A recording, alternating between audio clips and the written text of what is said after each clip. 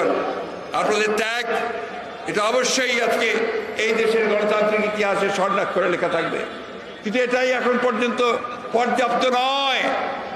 আমাদেরকে রাজপথে আরো তীব্র তীব্র তীব্র আন্দোলন করে তুলতে হবে। বন্ধুগণ, আমরা জানি, বারবার করে আমরা বলেছি, আমাদের কবিরা বলেছেন যে মানুষের মৃত্যু হয় একবার দুইবার না। শেক্সপিয়ার তার কবিতার মধ্যে বলেছিলেন, cowards die many times before their death, but of all the wonders it seems to be most strange that man should die out of fear. ভয়ে মারা যাওয়ায় কোনো পৌরুষ নেই।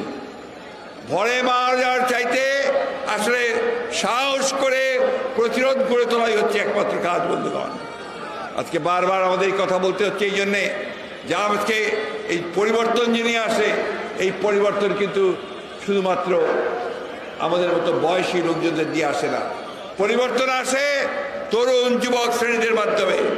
তাই আজকাল অনেক ভাই আজকে রিক্সার উপরে দাঁড়িয়ে আছেন, এরা এখন 3 বেলা খেতে পান না ঠিক মতো।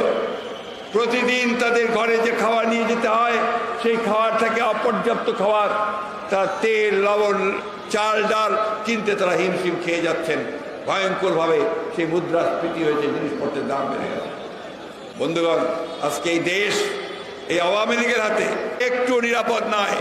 একদিকে তারা আমাদের ভোটের অধিকারকে হরণ করে নিয়ে গেছে, অন্যদিকে আমাদের দেশনেত্রী বেগম খালেদা জিয়া, যিনি গণতন্ত্রের মা, যিনি গণতন্ত্রের সঙ্গে একাত্ম, তাকে বাদ দিয়ে গণতন্ত্র চিন্তা করতে হবে না। তাকে মিথ্যা মামলায় জড়িয়ে আজকে সাজা দিয়ে আটক করা হয়েছে। প্রায় 6 বছর তিনি আটক আছেন। বন্ধুগণ, আর কত রকমের সব কৌশল বের করে, নতুন নতুন কৌশল।